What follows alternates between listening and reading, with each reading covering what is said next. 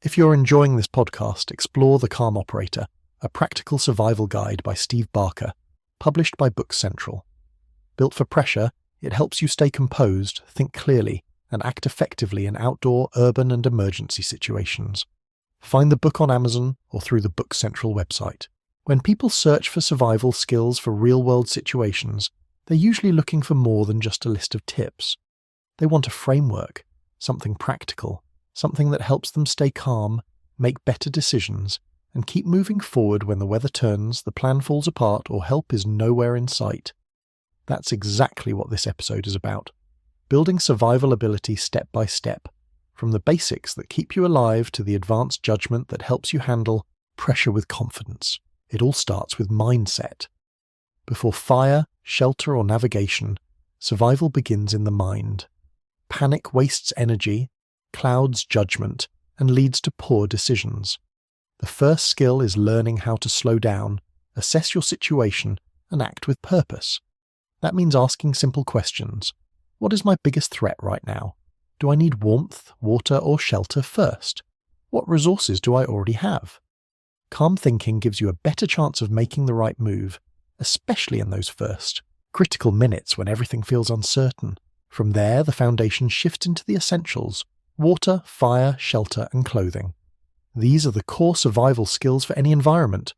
Water comes first because dehydration quickly affects thinking and strength. Fire matters because it provides warmth, morale, light, and a way to purify water or signal for help.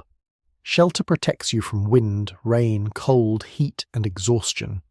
Clothing, often overlooked, can be just as important as gear because the right layers help regulate body, temperature, and reduce risk.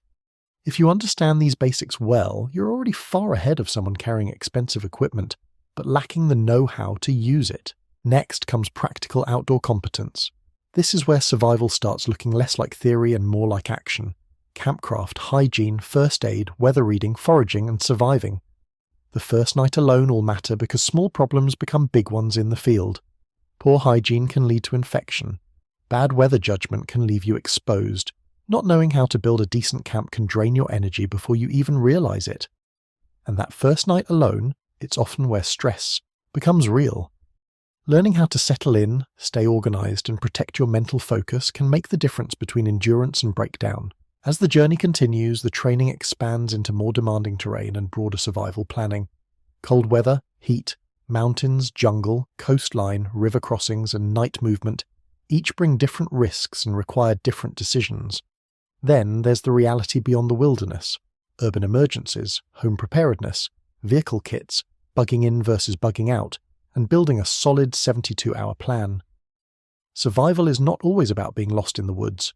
Sometimes it's about being ready when roads close, power fails, or conditions change faster than expected.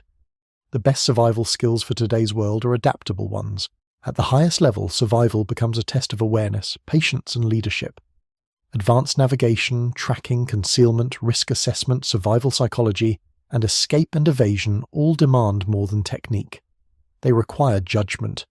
They ask you to think clearly under stress, conserve energy, and avoid mistakes before they happen. That is what makes this survival journey so valuable. It does not just teach you how to react. It teaches you how to think.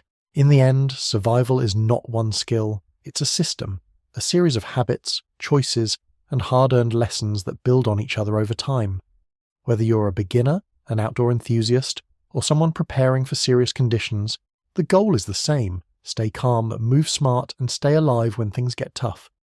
That's the real value of learning survival skills for the modern world,